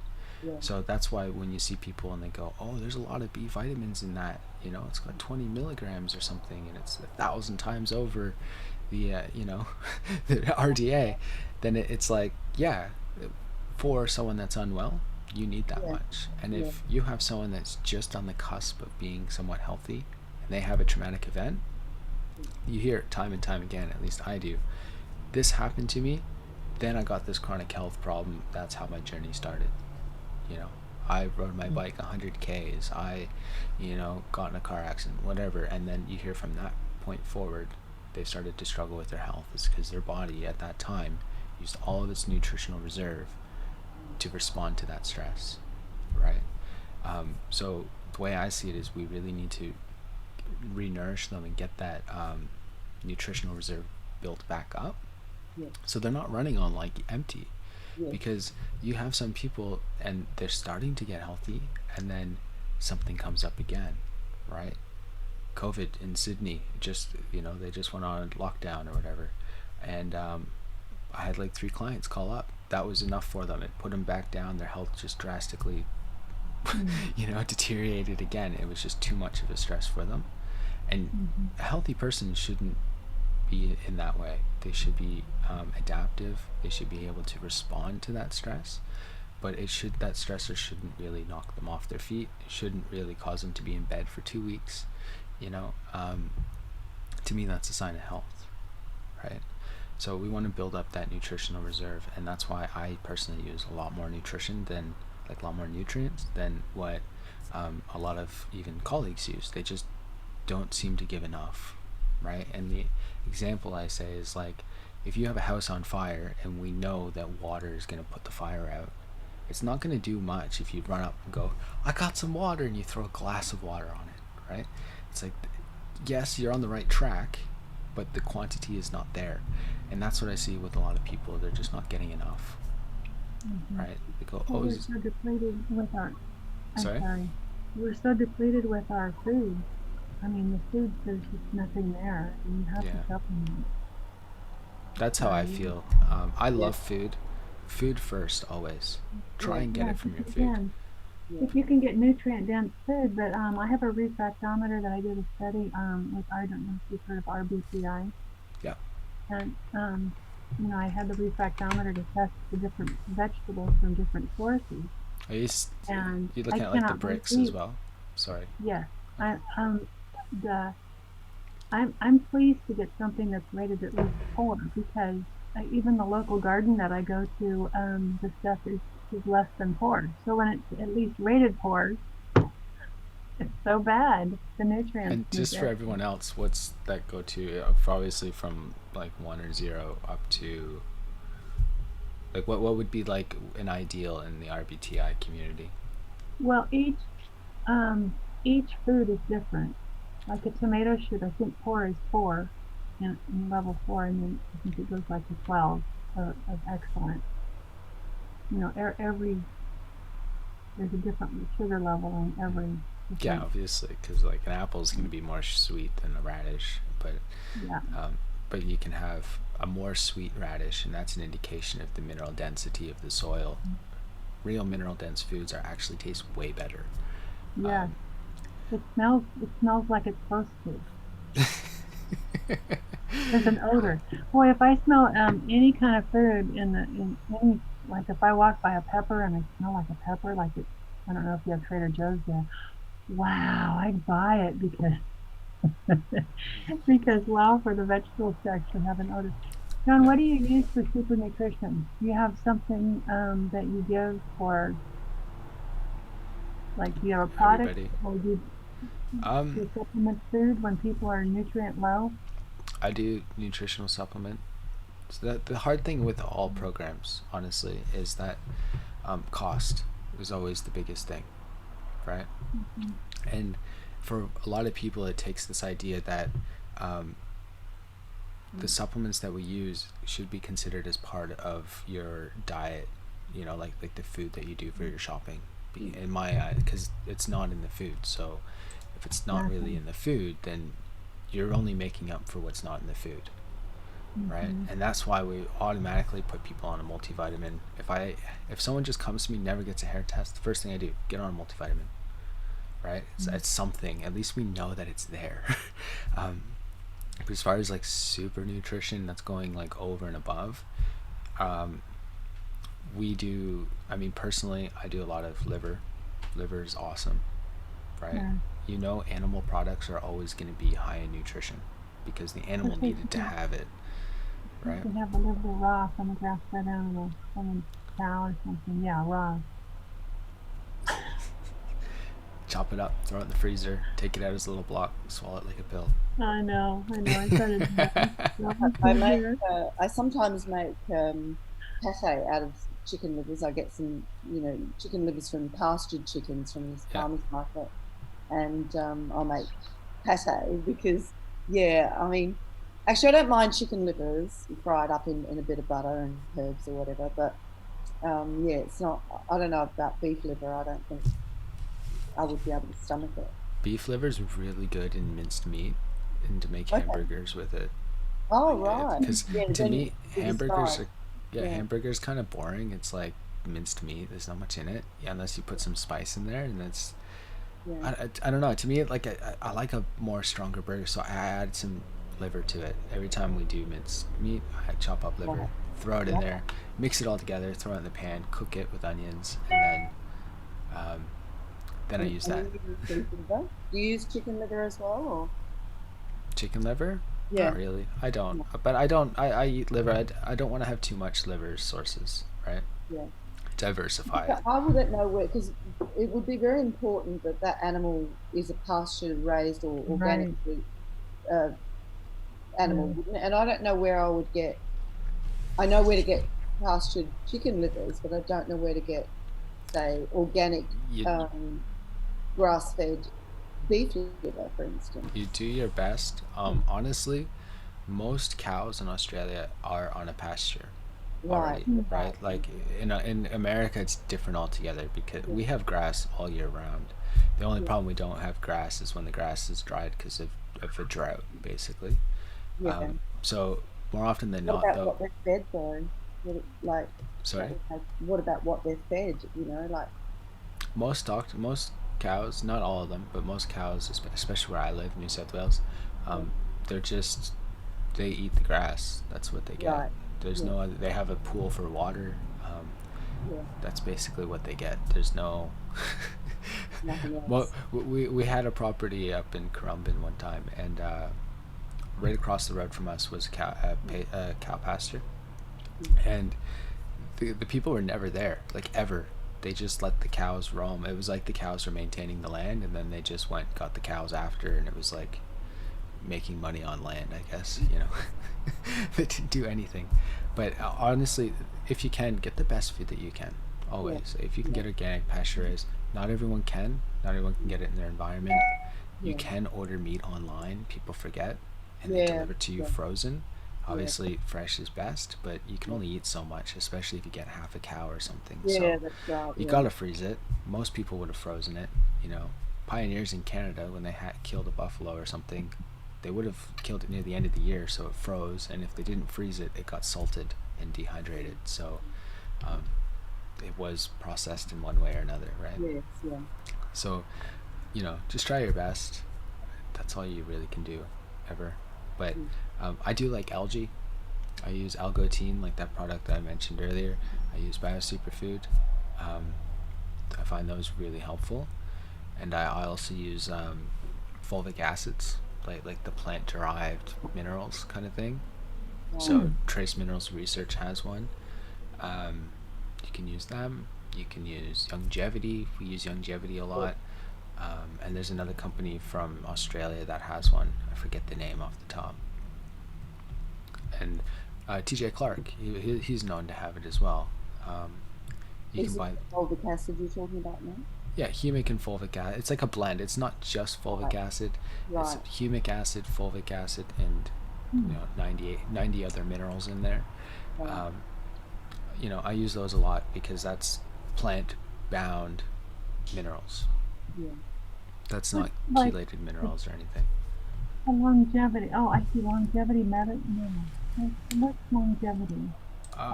Young How do I find It's it? longevity, but that one is an MLM, so I don't always use them. I have an account only because I buy from them, so Yeah. I don't put it on anyone. I have clients in here. I've never told them to get it. So, but I think I bought their super greens from Longevity. oh, did you? Yeah, I think I bought it online. I didn't know it was. Is are they the ones that make the super greens that you told me about? They do a super greens, yeah. Yeah, I didn't know it was I just ordered it online. Yeah, you can just buy it. Like Oh, you it's can, yeah, it's like doTERRA and all that. You can just buy yeah. it, but everyone's always trying to get you in this thing. I'm not interested in that at all. The Yeah. only interest I have with the longevity really is the plant-derived minerals that I use to get to international clients. Don't really care. I know there's other brands. Use the other brands. Yeah. TJ Clark is a good one. It's Yeah. more expensive in Australia. That's the only reason why I don't use it. Right. It's $40 a bottle, Longevity. and I think the plant-derived minerals from longevity is like 25 or something. So it's a big difference. That's why. But I use those plant-derived minerals because they're plant-bound minerals Yeah. that are from an ancient rainforest in America. And those minerals, there's not a high quantity of them in the product, but those minerals are about 98% absorbable. Right. Whereas most chelated mineral supplements that you take when you take orally through a tablet are at best 40 to 60% absorbable. Right. So when you think you're getting 500 milligrams of magnesium, you're not. You're only getting like 30% or 40% of that number, right? And that doesn't account for the elemental amount of magnesium that's in that product either. So a lot of people are thinking they're getting 400 milligrams of magnesium each day when they're not. They're probably only getting 100, and they're not absorbing all that 100 either. So this is why when people say, I'm magnesium deficient, I take so much magnesium. Why? It's because they're probably not taking the right ones, or the right amount anyway. Yeah. And I think this is why Magnesium Advocacy Group uses many different types of magnesium to try and get it in. And it goes probably a lot higher than most of us are comfortable taking as far as magnesium is. And I think it's because Morley understands that concept I just talked about, absorbability and the amount of elemental magnesium that's actually in the product. Yeah. Right?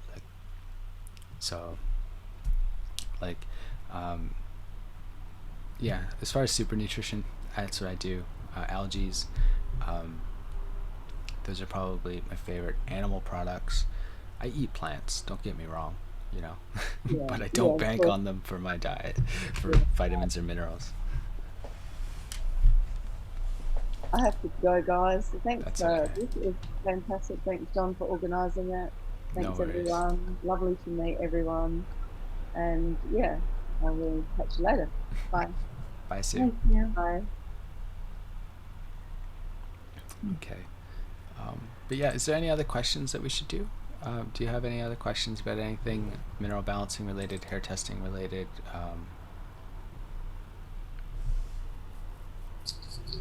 I have a question. Yeah.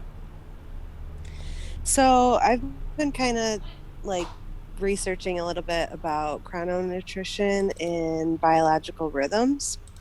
And I kind of have an interesting story to tell, kind of. So my dad, he's not on any type of mineral balancing program or anything.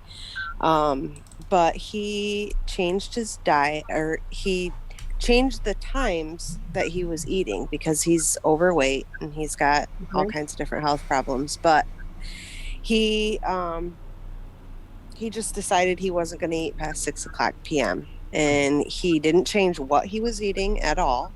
He just stopped eating past 6:00 p.m. and he started just dropping weight like crazy. I mean, he lost probably 80 pounds, I think.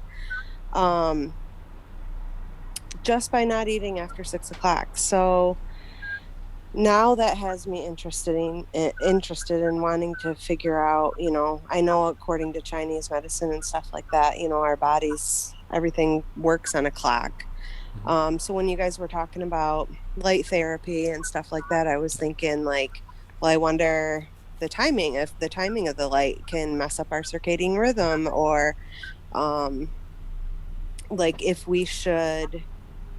the timing of our food matters, and even like the blood work, like I was reading that your blood pressure can change at different times of the day. And Yeah. like, what if, you say you go get something tested in the morning, it could be totally different if you were to have it tested at night. And so I don't know. I was just wondering like what you know about that, or what your thoughts are, and then um like how that could possibly impact minerals. That's a great question. The person, as far as chrononutrition that I like, Adam Bergstrom is really cool. He's got solar timing, which is eating foods at specific times of days. So, you eat fruits in the morning, leaves in the middle of the day, roots at nighttime, fish at nighttime. He's got like a whole thing that him and he's kind of been talking about the work of Adonale, which was his guru at the time. He was really into chrononutrition, solar nutrition, basically what it is. And it's What was eating his name again? Adam Bergstrom. So it's Bergstrom. I'll type it in the chat. It's atom, as in like, atoms make up everything. Oh, okay. Yeah, and Bergstrom. So I just Okay, typed it in cool. the chat. Thank you. And he's really good as far as timing of types of foods that you're eating with the time of day. And I've been in, I'm part of his SunSync thing. I like it. I like it because it simplifies diet for me personally. Because I'd like, to be honest, I don't really care what I eat. I eat nutritious food and the time that I eat it, and I don't really care what it is. And to me it helps if it goes, oh, it's AM, let's have some fruits or something, or some nuts or seeds or whatever, or some nuts. It makes things easier for me. That way I worry about the other stuff in the later part of the day when it's the time to eat it. So he talks about timing as being important as the type of food you eat at a certain time of day. The other thing is like timing. I mean, of course, if you stop eating at 6 p.m.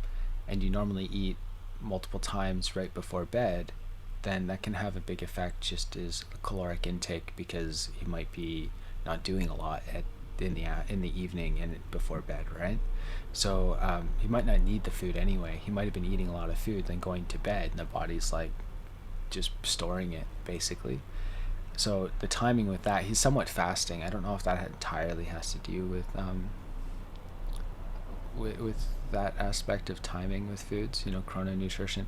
I guess it is because he stopped at a time, but I think it's more of a fasting related thing that with him, because he's probably waking up at like, even if he wakes up at 6 a.m., he's fasted for 12 hours, right? Mm-hmm. So I think that's more of a Yeah, fasting his related thing. his sleep has improved a lot, because he used to be one of those people that would go on like 2 or 3 hours of sleep every night, and he just couldn't sleep. But now he's actually sleeping better. Good. And so I think it has, the fasting thing, to where his body's actually able to digest and do what it's supposed to do during those hours. The other, I agree that's what I think. Whether or not it has to do with the timing entirely, I'm not. Can't really comment. To me, it sounds more like a fast to me. And if you're a bigger guy, you might do okay fasting.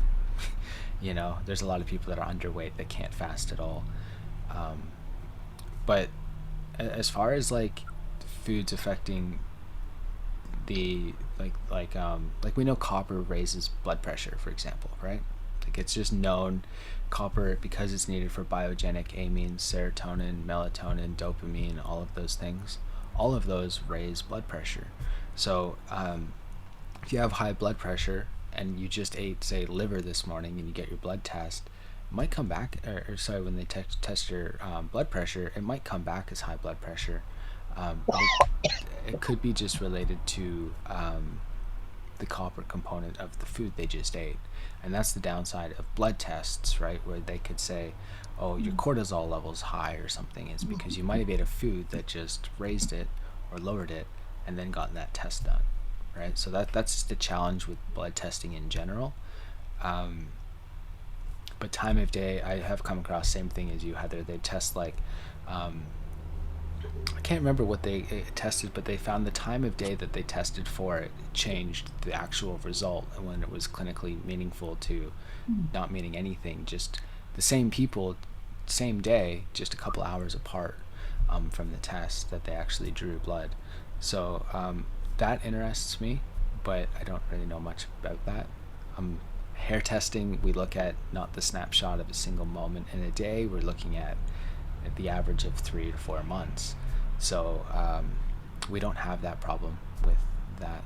The last thing I wanted to talk about, just along your comment with the timing, is I helped Dr. Richard Ulrey do his book on minerals and cerebrospinal fluid. And minerals and cerebrospinal fluid was basically that the spinal fluid has minerals that circulate through it that then feed in through our bloodstream and feed our hair. So we found that the hair mineral levels are actually indicative of your cerebrospinal fluid.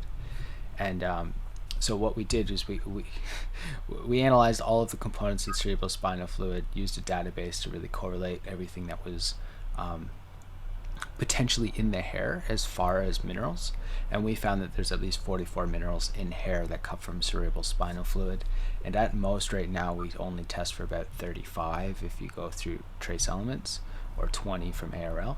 So there's a window of stuff that we're not measuring that could be meaningful because it's in the hair from the cerebrospinal fluid. The cerebrospinal fluid's in a delicate area of our body. How does this relate to timing? Well, timing is an ancient art. It's like Tai Chi. It's just a bad joke, sorry. But timing is like, according to Chinese medicine, they say your cerebrospinal fluid is where you have something called your atomic heart, which is the base of your spine, and it's a shape like this. It kind of looks like a heart, not really. But they say that's where your Jing essence is, or your life force, your reserve of life force resides. And that it's that energy that comes up through the spine and interacts through the meridians that which is correlated with the bagua, or the timing on the chart of Chinese medicine, right? So what we did is we worked with Dr. Richard Ulrey, and it's in his book Minerals for Genetic Code, but we revamped it. There's a new one, it's called Minerals for Acupuncture Meridians, but we used the timing of the meridians with the minerals that would be correlated with it, so that you can have a specific time for doing different nutrients. And we found a lot in common with people waking up at 3 a.m. with magnesium deficiencies, for example, and that happens to fit with the organ at 3 a.m. And then at 2, I think, is potassium and all these different ones. So we did find that correlation as well. You can find that in the book Minerals for Genetic Code, or you can buy Minerals for Acupuncture Meridians, and they talk about it's a newer book, that one. I think you have to get it from his website, not from Amazon, but that book does talk about timing with minerals, and that was a new concept, and I really like that, because we find some people, we can support their liver with, say, sulfur, but we don't have to give it at nighttime. We can take advantage of the timing of the clock to support their liver at a different time of day. Really cool stuff. So hopefully that answers some of your things. Yeah, it's just interesting. Yeah, no, it's an interest of mine as well. We spent a lot of time trying to figure some timing out, because we've been trying to correlate mineral balancing with other sciences, and this was an entry point to do that. Cool, thank you. And what was the other one you said? Minerals for what? There's Minerals for the Genetic Code, which was originally written by Charles Walters from Acres, USA. And the other one is Minerals for Acupuncture Meridians. And that one is basically the first book on steroids. It's just way more information regarding the Chinese medicine and going into the genes, and then how minerals correlate with the genetic code and all this stuff, which it's basically, it all came from the cerebrospinal fluid one, but it's a really good book as far as the timing. Maybe we'll figure out a chart and make it chart simple. It's his intellectual work, but he'll never do it. His graphic design is very bad. So you don't want him to do it.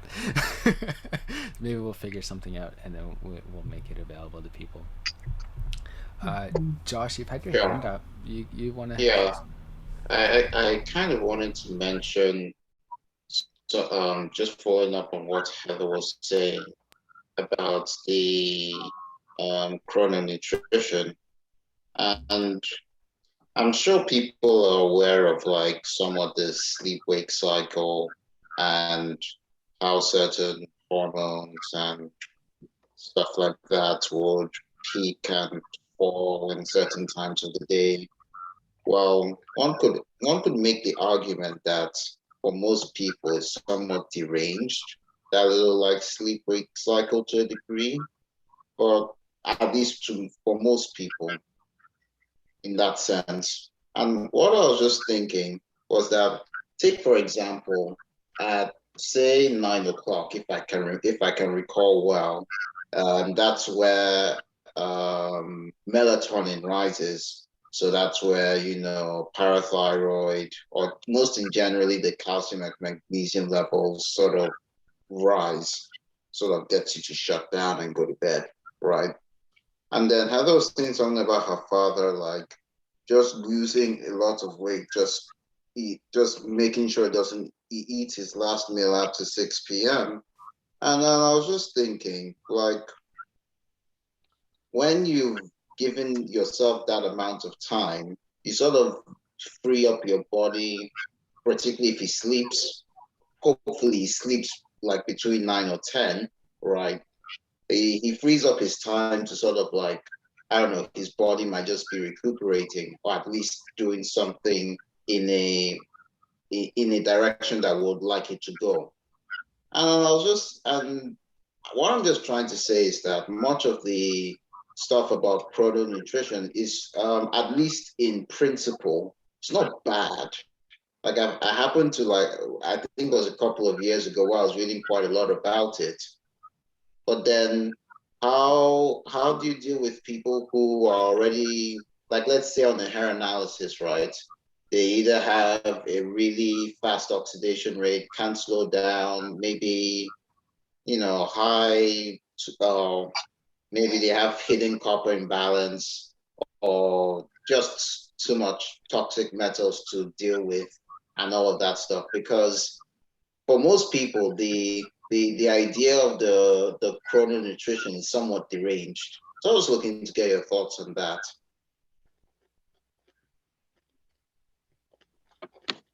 To be honest, when you bring in mineral balancing and hair testing with anything, it really complicates it. And the thing that comes to mind really is, the most common one as far as sleep goes, for example, is the glucocorticoids, cortisol, right? And it's naturally supposed to be low at nighttime, and then it builds up as the sun starts to rise, and you wake up because you have a low blood sugar. The long-term problem of fasting from say 6 p.m. to whenever he wakes up is that he might eventually start to get a high cortisol while he's sleeping, and he might have a problem with blood sugar ultimately, right? That's one thing that comes to mind for me with that. But I think everyone's really individual at the end of the day. Like, some people need to have some sugar at nighttime to sleep.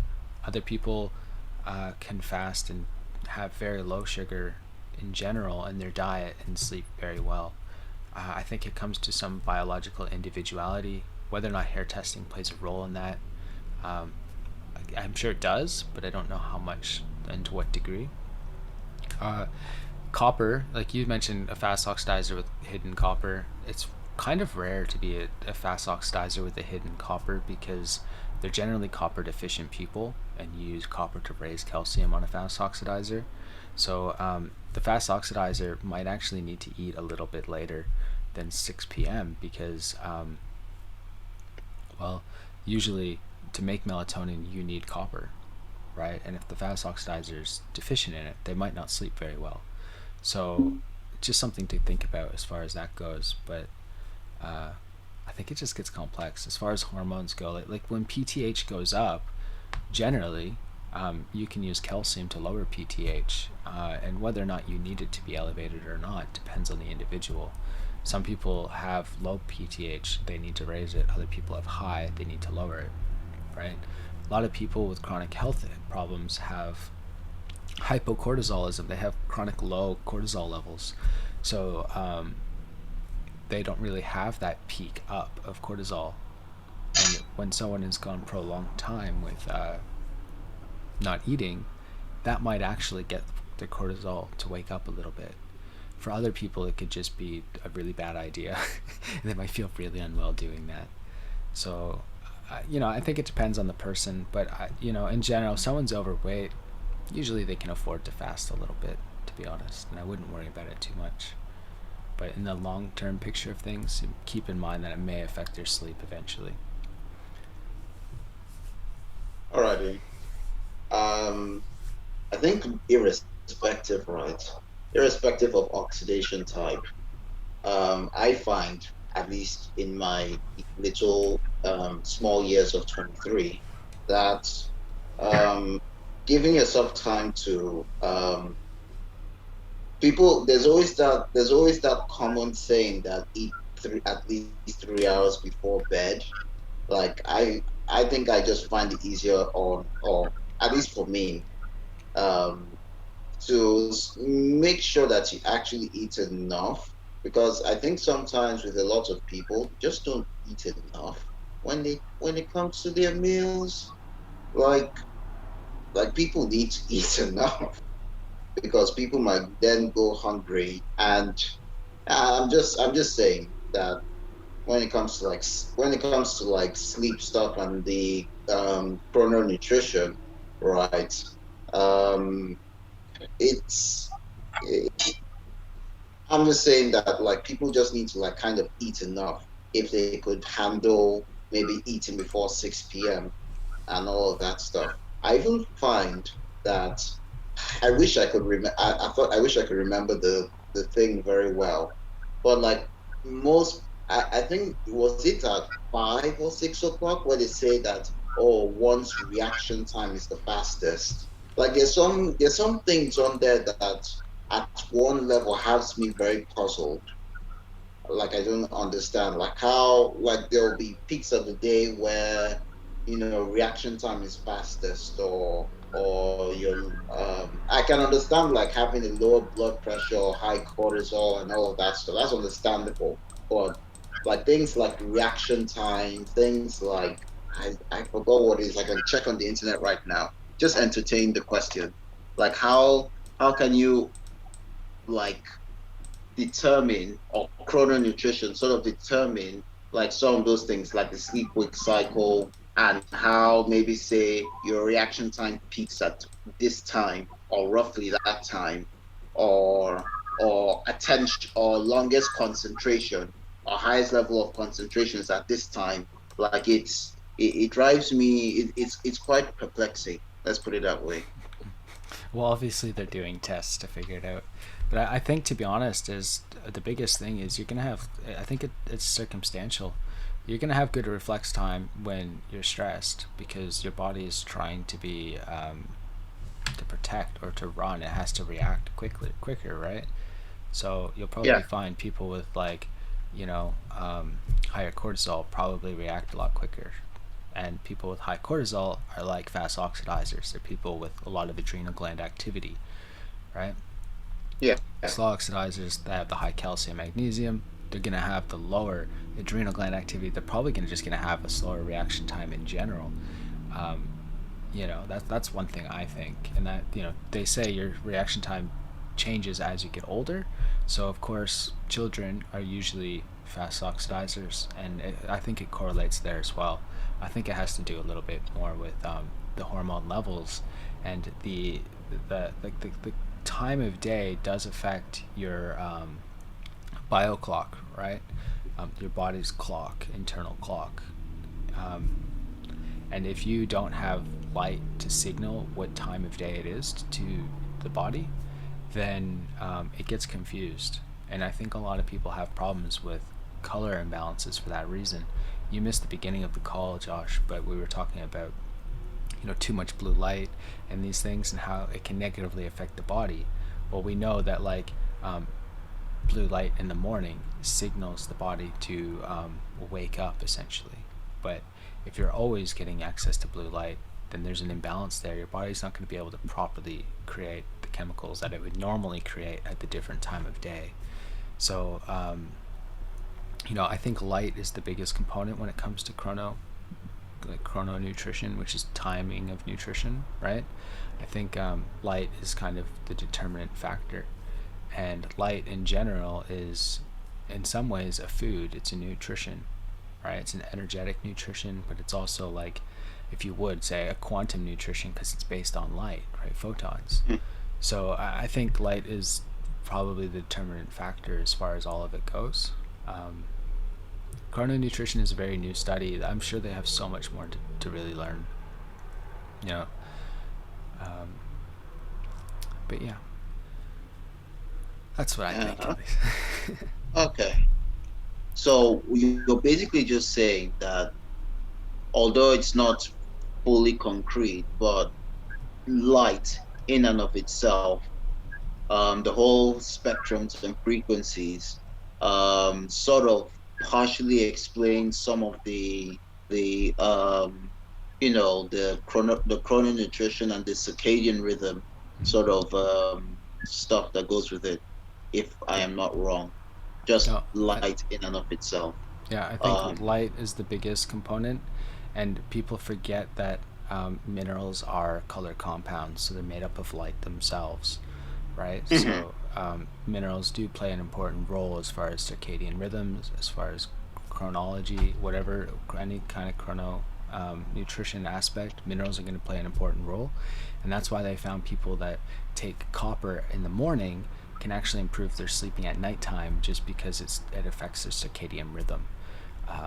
And it could be through melatonin, it could be through any number of hormones, but people forget hormones are dependent on minerals to function. So that's why we say mineral balancing is a foundational approach to health. You can't correct your hormones if you're mineral deficient, right? People take hormones, but that's not solving the problem of what's going on, why they're not properly creating them themselves, right? So, people in the future, that whole chrononutrition is probably going to come to a point where you'd use hormone therapy to balance things out because the pituitary or something's not working properly. Meanwhile, in hair testing, we've been pointing out for a while that there's lots of connections with the neuroendocrine system, and that we should be considering, how our minerals affect our endocrine system as a major indication for anything. So. So I think maybe one more question, and then if we have any more questions, and then we'll just call it an end for today for this call. Really interesting, but I don't have another question. That's okay. Yeah, it's fine. We've covered a lot of ground today, a lot of light emotions, and a lot of around there. Cool. All right. Well, is there any other questions? If not, we'll just call it a day. This has been so interesting. Thank you. No worries. We used to do them a lot more often, these calls, but we had a lack of attendance, so it was no point of doing them. But it's intimidating being posted later. Sorry? It's intimidating being posted later. I don't know what that means. On YouTube and Facebook. Oh. It probably won't go on Facebook. It'll probably just go on YouTube. But nobody really looks at mineral balancing stuff on YouTube. They look at, it's only people that do it themselves. It's not a big field, right? This, the search engine terms, there's 2,000 people looking it up. There's not a lot, Huh. So it shouldn't be that intimidated, And I'm terribly impressed how knowledgeable you are. It'd be really fun to talk with you some other time. Yeah. Yeah, awesome. this has been really revelatory, so I appreciate you doing the talk again. So. No worries. We just have it. The whole point is ask questions, have a discussion, see what's going on.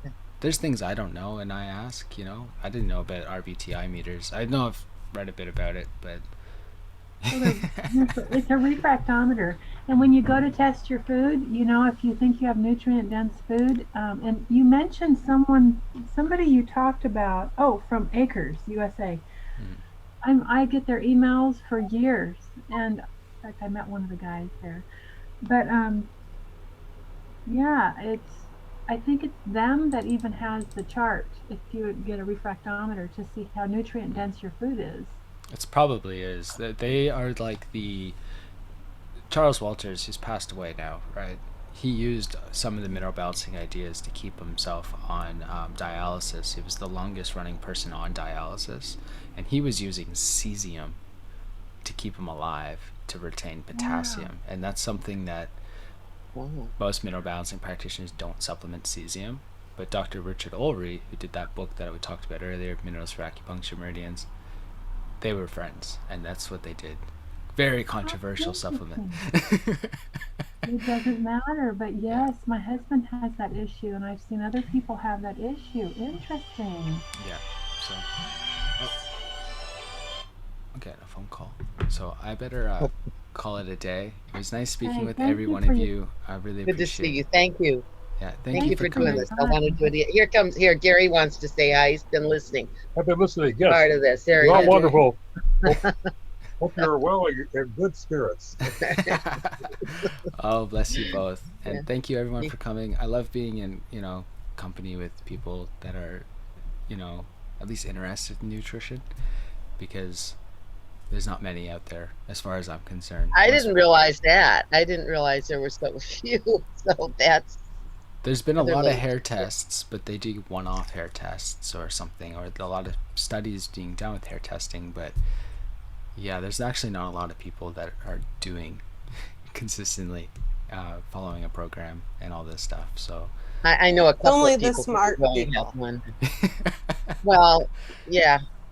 Yeah, I know a couple of people who are willing to have one, but just didn't follow through. I don't understand it myself, but I'll say goodbye, John. Thank you so much. Bye, everyone. Thank you for coming. Thanks, John. Bye-bye. Take care. Bye.